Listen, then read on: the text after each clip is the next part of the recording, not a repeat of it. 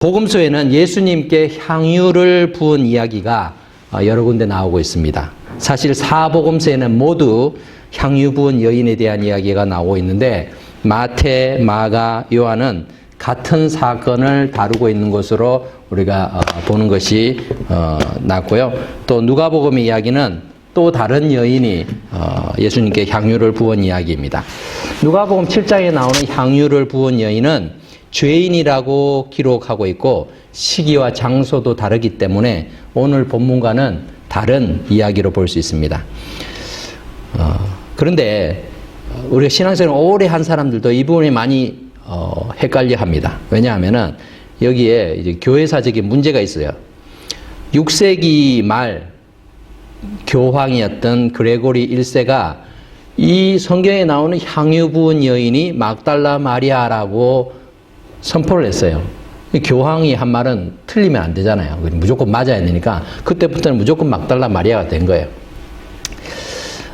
이것이 교회사 속에 계속 영향을 끼치다 보니까 나중에 1888년 한참 지난 다음이죠. 우리 찬송가 211장에 찬송을 지은 에드윈 파커라는 회중교회 목사님이 이렇게 가사를 썼어요. 값비싼 향유를 주께 드린 막달라 마리아 본받아서. 그래서 우리가 이 찬송을 열심히 부르거든요. 그러니까 향유를 부은 여인은 막달라 마리아라고 무의식 중에 그렇게 습득이 되어 있죠. 물론 누가복음에 나온 이 죄인인 한 여인이 막달라 마리아일 가능성도 있습니다. 하지만 성경에는 그렇게 정확하게 말해주지 않고 있죠. 오히려 분명한 사실은 다른 본문에 나오는 여인들이 베다니에 있는 마리아라는 것이죠. 특별히 요한복음에서 그렇게 정확하게 알려주고 있습니다. 오늘 본문의 이야기는 예수님께서 유월절 엿새 전, 즉 예수님이 십자가에 달리시기 5일 전에 베단이라는 동네에서 나사로와 함께 있었던 사건을 기록하고 있습니다. 나사로는 어떤 사람입니까? 죽었다가 나흘 만에 다시 예수님이 살리신 자죠. 그 사건을 경험을 했기 때문에 많은 사람들이 이 예수님을 위해서 모인 이 잔치 자리에 참여를 했어요. 예수님을 보기 위해서도 있지만 또 나사로를 보기 위해서 온 사람들도 많았습니다. 마르다는 음식을 준비해서 대접하는 일을 좋아했기 때문에 또 열심히 음식을 준비했습니다. 마르다의 헌신도 참 대단한 거죠. 그리고 마리아는 이제 잔치가 벌어지고 식사가 어느 정도 다 끝났을 때쯤 예수님께 나왔습니다. 갑자기 마리아가 예수님 앞으로 가더니 나드라고 하는 아주 지극히 비싼 값비싼 향유를 예수님의 발에 붓고는 자신의 머리카락으로 예수님의 발을 닦았습니다. 이 행동은 참 예수님에 대해서 감사와 헌신을 표현하는 행동이었죠. 향기가 온 집안에 진동을 합니다. 그 나드라는 알라바스타라는 그 향유는 아주 귀한 것이어서 보통 그냥 한 방울씩 쓰는 거예요. 한 방울씩. 그런데 그것을 그냥 통째로 부었으니까 얼마나 향기가 진동했겠습니까? 사람들이 그 모습을 보고 박수 치면서 훌륭하다라고 한 것이 아니라 사람들 얼굴이 굳어집니다. 그게 있는 사람들이. 마리아의 행동에 기가 막혀 하는 듯 했습니다. 아니, 저렇게 귀한 것을 한순간에 날려버리다니. 아마도 이 말이 입 앞까지 나오는데 그냥 꾹 참고 있는 것 같아요. 근데 갑자기 성난 목소리가 들려왔습니다. 아니, 이게 무슨 짓입니까? 그 향유를 팔면은 300데나리온은 좋게 받을 것이고 그 돈이면은 300명의 가난한 사람의 하루를 생활할 수 있는, 즉 노동자가 1년치의 월급인데 그 품삯을 이렇게 순식간에 날려버리다니. 그렇게 허비를 하는 것이 어디 있느냐고. 마리아, 당신은 지금 엄청난 낭비를 한 것입니다. 무익한 일을 위해서 낭비한 거란 말이요 라고 외쳤습니다. 가룟 유다가 그렇게 외쳤죠. 무익한 일을 위한 낭비라.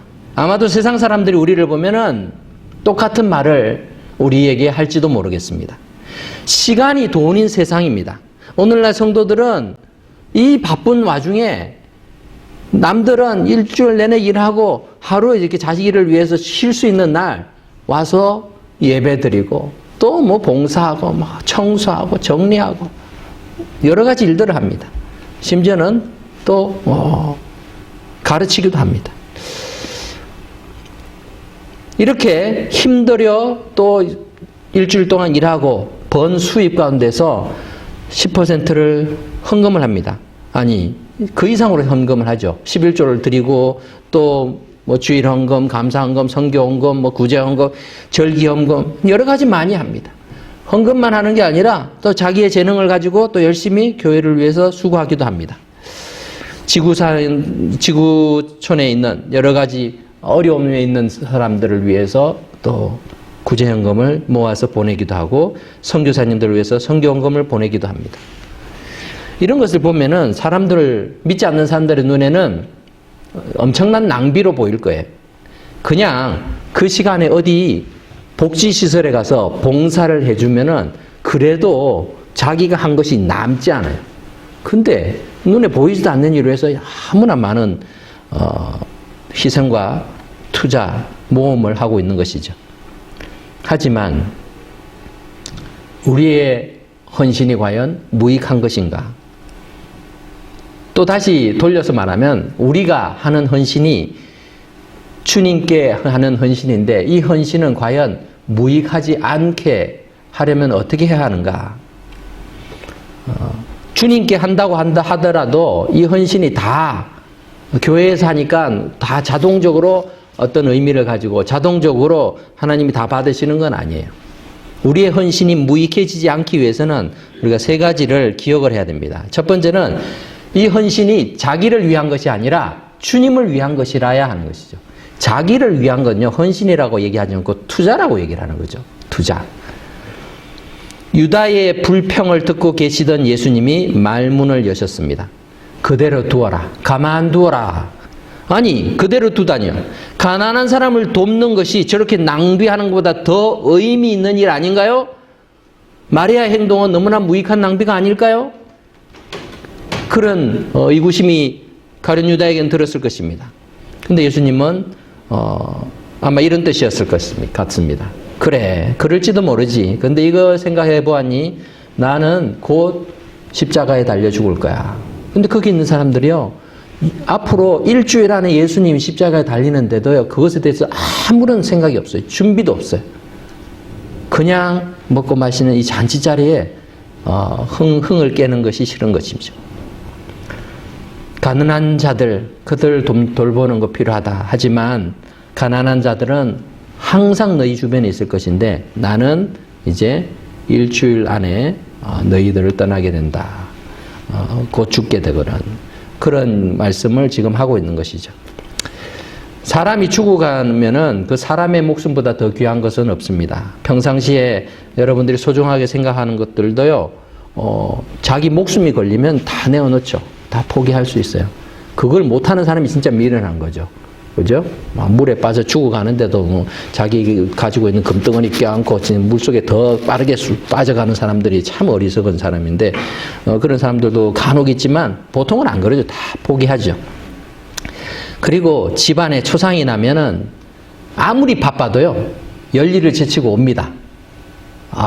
뭐 시험 공부 때문에 아니면 중요한 지금 사업의 거래 때문에 못 갑니다. 이렇게 할 수가 없죠.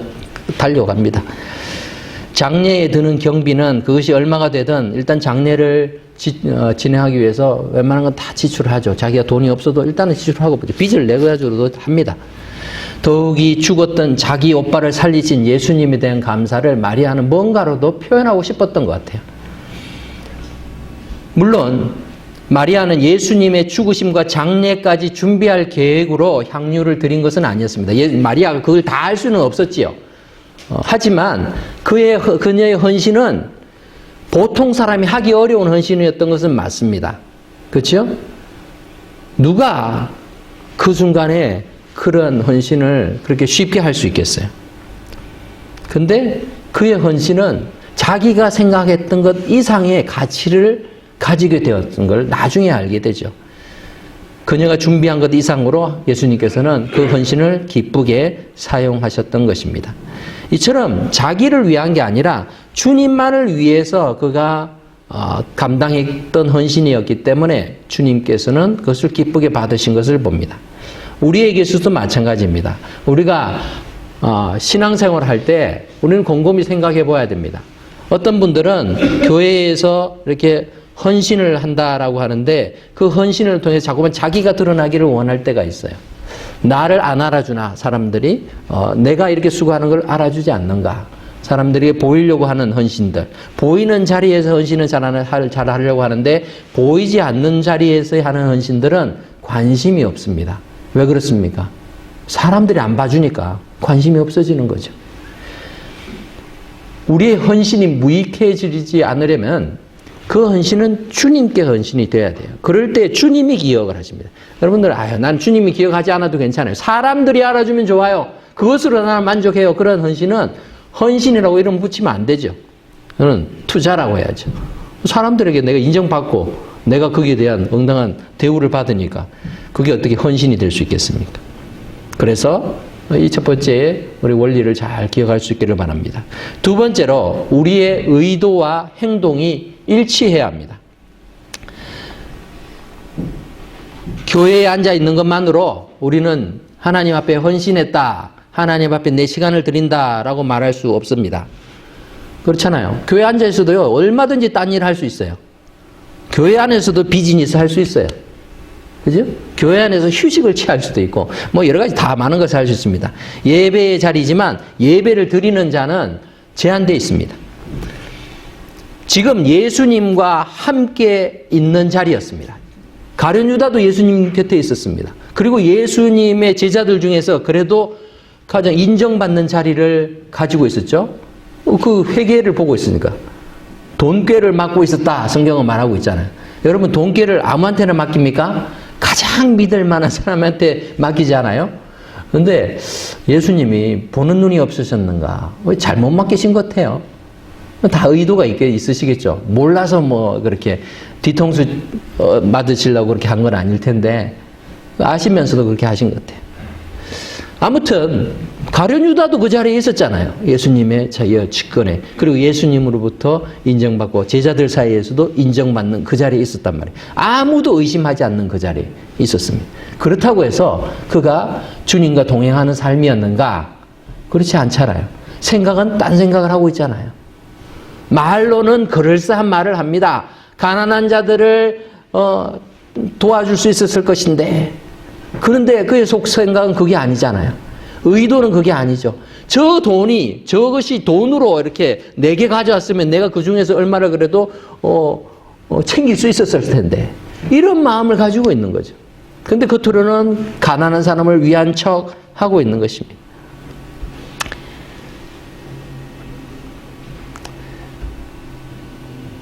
신뢰받는 자리에 있고 책임이 큰 자리에 있는 사람일수록 더 조심해야 된다라는 것을 우리는 가룟 유다를 통해서 배우게 됩니다. 교회에서 우리가 받은 직분 자체가 헌신을 만들어 주시지도, 또 우리의 헌신이 하나님 앞에서 일할 수 있는 직분을 보장하지도 않습니다. 교회에서 직분에 선출되면 교회가 피택자에게 뭔가 대가를 요구하는 경우가 있는데 그건 합당하지 않죠. 교회는 새로운 일꾼을 세워주신 하나님 앞에 감사하고 그 직무를 잘 감당할 수 있도록 세워진 자를 격려해주고 위해서 기도해줘야 됩니다.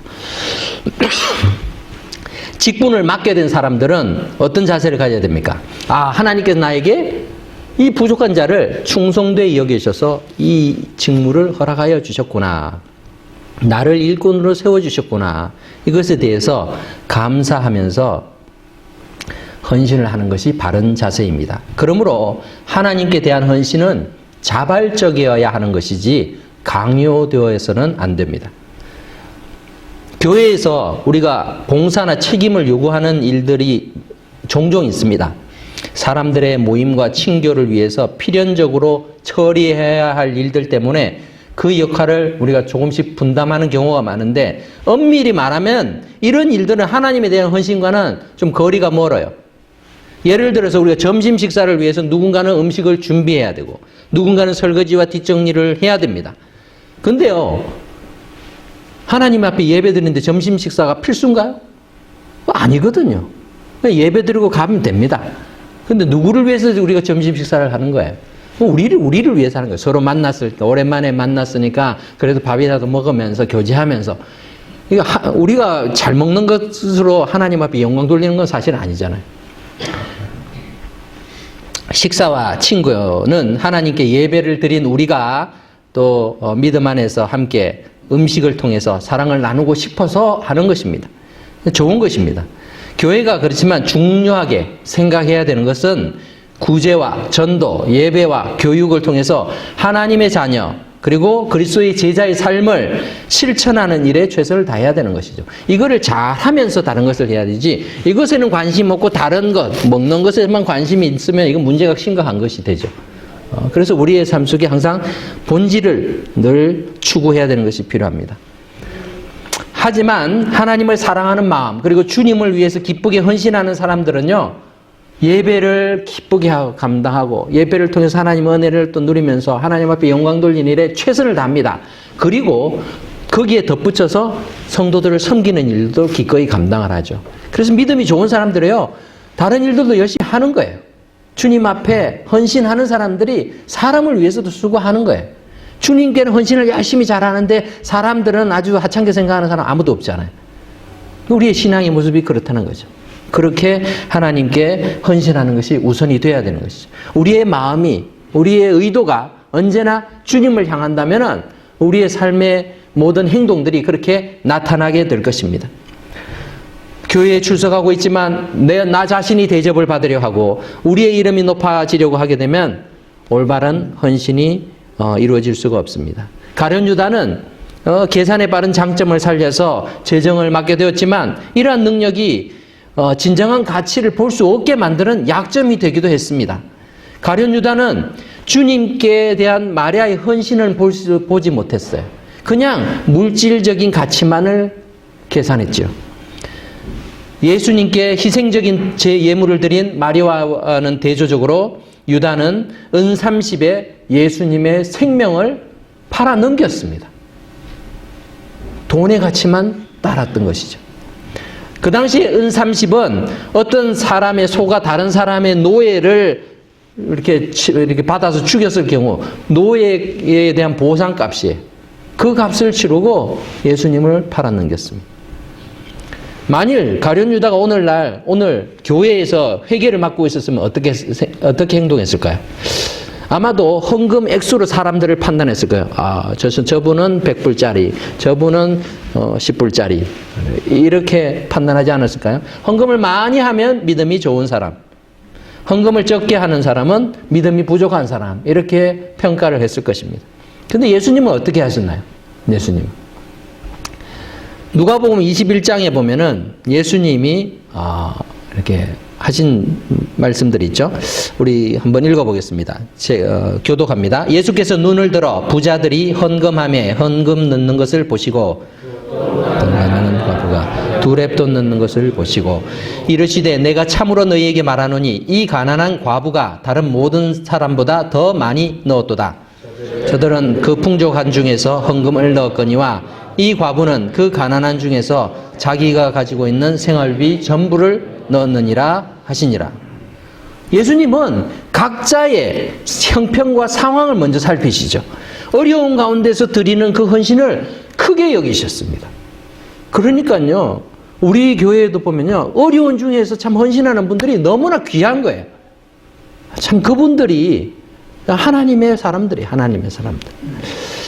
그러니까 여러분들이 나는 가난해서, 나는 돈이 없어서, 나는 드릴 것이 없어서 하나님께서 나를 별로 좋아하지 않을 것 같아, 그런 생각할 필요가 없다라는 것이죠. 하나님이 주신 그 역량에 맞게 그 속에서 내가 최선을 다하는 것을 하나님이 기뻐하신다라는 것입니다.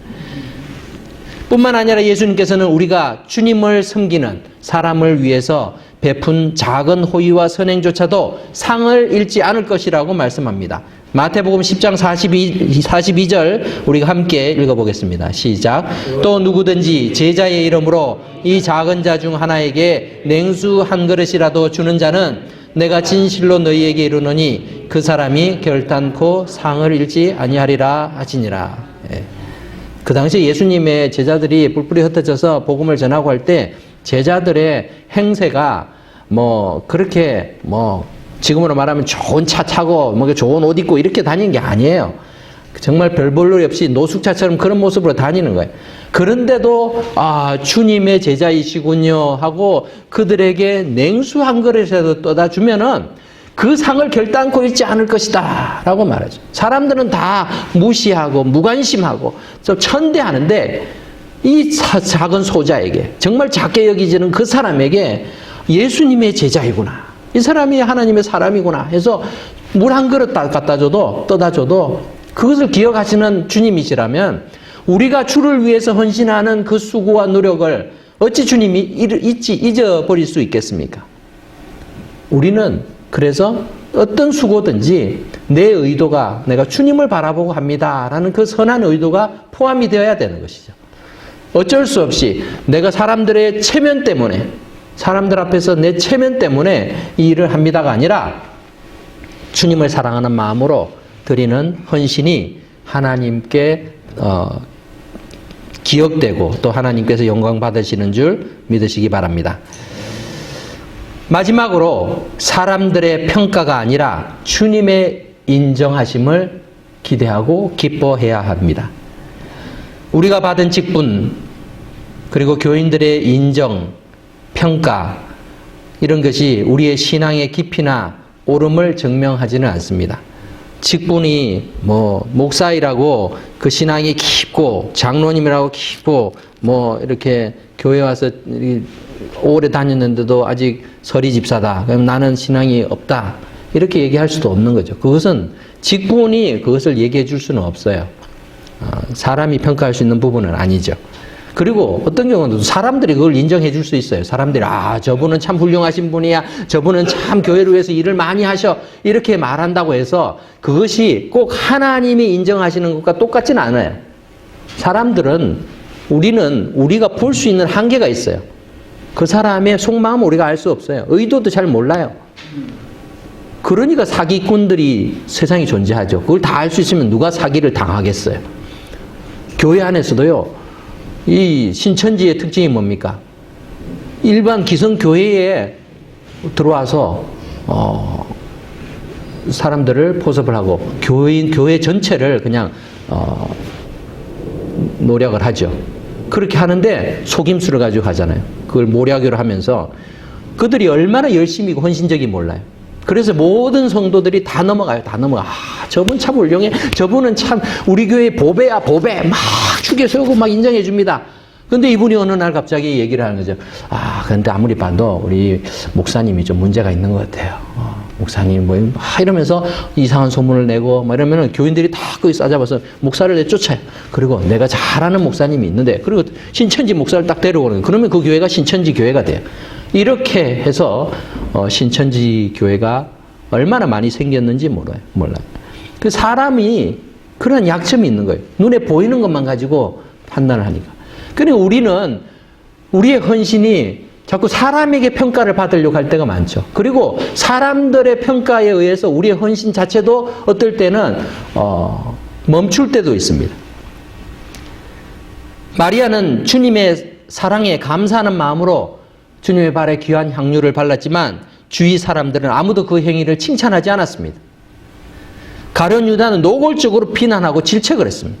이런 일을 당하면요, 아무리 주를 위한 일이라도 하고 싶은 마음이 사라지는 것이 사람의 당연한 그런 반응이죠. 그리고 과거에 자기가 했던 희생, 수고까지도 내가 왜 이렇게 헛된 일을 했구나, 무의미하다고 생각하기 마련입니다. 하지만 우리가 기억해야 할 것은 바른 동기로 시작한 헌신은 포기하지 말아야 된다는 것이죠. 사람들이 우리의 인생을 평가하는 것이 아니라 주님만이 우리 인생의 참된 평가자이심을 기억해야 합니다. 목회를 하다 보면 하고 있는 사역들이 무의미하게 느껴질 때가 많습니다. 저는 굉장히 효율성을 강조하는 사람이에요. 그러면 사실 저는 목회자가 되면 안 되는 사람이었는지도 모르겠어요. 근데 하나님 목회를 시키면서 이걸 자꾸 깨뜨리시는 것 같아요. 효율적이지 않은 일들을 하고 있는 거예요. 어떤 면에서 사람이 볼 때에 효율적이지 않은 거죠. 근데 하나님께서는 그 일을 기뻐하시는 거죠. 하나님 당신께서도 비효율적인 일을 하신 분이시니까. 목회자가 주일날 예배 시간이 다 되었는데도 보여야 할 사람이 보이지 않으면요, 마음이 한 군데가 뻥 뚫린 것 같아요. 왜 안 오시지? 무슨 일이 있나? 그 전에 연락이라도 받았으면 괜찮은데, 그렇지 않으면은 그런 생각들이 듭니다. 빈자리를 보면서, 이렇게 어디에서 뭘 하고 있을까? 이런 생각들 막 머릿속에 왔다 갔다 합니다. 뿐만 아니라 말씀을 열심히 전하고 성경을 가르쳐도 전혀 변화의 기미가 보이지 않을 때면 이거 해서 뭐하나 이런 생각이 들죠. 그렇지만 포기할 수가 없는 거죠. 신앙생활하는 성도들도 마찬가지입니다. 우리의 헌신이 무익하게 느껴질 때가 많습니다. 수년간, 수십 년 동안 내색하지 않고 굳은 일을 도맡아서 해오시던 분을 향해서 많은 사람들이 그냥 당연한 듯이 지나쳐버립니다. 그러한 허드렛 일은 그냥 그분이 하는 게 당연한 거지 라고 생각합니다. 처음에는 그렇지 않았겠죠. 감사하고 칭찬도 해주고 인정해주고 했죠. 근데 어느 순간부터 그게 당연해서 이거 왜 안 하냐고, 안 해놓으면 혼내고 이렇게 되는 경우들이 생기죠. 어떤 경우는 열심히 봉사하고 섬기는데 너무 열심히 하지 말라는 또 질책도 꾸중도 받기도 합니다. 때로는 우리가 피땀 흘려 다져온 수고와 헌신의 그런 결과물들이 하루아침에 물거품처럼 사라져버리는 경우도 있습니다. 그럴 때 인간적으로는 낙담이 되죠. 내가 왜 이런 일을 하고 있는가. 나드라는 이 향유는 왕에게 기름 부을 때 사용되는 최고급 향유였습니다. 마리아는 그의 왕이자 메시아이신 예수님께 기름을 부은 거죠. 마리아의 예물은 가룟 유다를 비롯한 다른 사람들에게는 비난받았지만 주님의 인정을 받았어요. 우리는 마리아의 헌신 이야기를 보면서 하나님께 우리의 최선을 드릴 때 하나님께서는 그 예물을 받아주실 뿐만 아니라 그 예물의 가치를 더 높여주신다라는 것을 볼 수가 있어요. 나는 요만큼 헌신했는데 하나님께서는 그것을 더 귀하게 만드신다라는 것을 볼 수가 있죠. 사람들의 오해나 비판 때문에 하나님께 대한 헌신을 단념해서는 안 됩니다. 마리아는 다른 사람들에게 칭찬 들으려고 그 일을 한 게 아니잖아요. 처음부터 의도가 그랬습니다. 그죠? 의도 자체가 벌써 순수했습니다. 그럼에도 불구하고 주님을 사랑하기 때문에 한다는 행동이 사람들에게는 인정받지 못했어요. 하지만 주님이 그것을 알아주었기 때문에 마리아는 그것으로 기뻐하고 만족할 수 있었던 것이죠. 주님에 대한 우리의 헌신의 동기가 바르다면 우리의 헌신은 결국에는 그 가치가 드러나게 됩니다.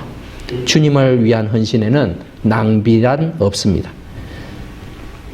만일 이런 헌신이 여러분이 하시는 주를 위한 헌신들이 낭비적이고 미련한 것이라면 모든 사람을 위해서 십자가에 달려 죽으신 예수님이나 그 일을 창세 전부터 계획하시고 준비하시고 허락하신 하나님 역시 지나치게 낭비적이죠. 얼마나 사랑을 낭비하셨습니까? 가장 큰 낭비는 하나님이 우리에게 하신 것입니다. 하지만 그 하나님의 구원 계획은 낭비가 아닙니다. 예수님의 십자가는 낭비가 아닙니다. 예수님의 죽으심을 준비한 마리아의 향유는 낭비가 아니었습니다. 이것은 생명을 살리는 일이었고 메시아를 기념하는 일이었고 따라서 거룩한 일이었습니다. 이 땅을 살아가는 것은, 그리고 우리가 살아있는 것은 하나님이 시작하시고 마리아가 보여준 거룩한 낭비가 있었기 때문에 가능한 일입니다. 결코 무익하지 않은 그 귀한 헌신을 통해서, 그리고 하나님의 과도한 사랑의 행위로 말미암아 저와 여러분은 죽음으로부터 구원을 받아 생명이 회복되었음을 기억할 수 있기를 바랍니다. 오늘 말씀을 정리를 해보면은 이렇게 요약할 수 있습니다. 마리아와 이 가룟 유다를 통해서 주님을 겸손히 섬기는 마리아를 보는 반면에 주님과 함께 대접받는 것에 익숙해 있는 가룟 유다를 보게 되죠. 아낌없이 주님 옆에 드리는 마리아가 있는가 하면은 낭비라고 질책하는 가룟 유다가 있습니다. 주님의 죽으심을 준비한 마리아 있지만 주님을 죽게 만들기 위해서 팔아버리는 가룟 유다가 있습니다. 주님이 전부인 마리아, 하지만 자신이 전부했던 가룟 유다가 있습니다. 둘 다 예수님 가까이에 있었다는 거예요. 우리도 다 주님 가까이에 있습니다. 여러분은 어떻습니까? 사랑하는 성도 여러분, 주님을 향한 우리의 사랑과 헌신은 절대 무익한 것이 될 수 없습니다.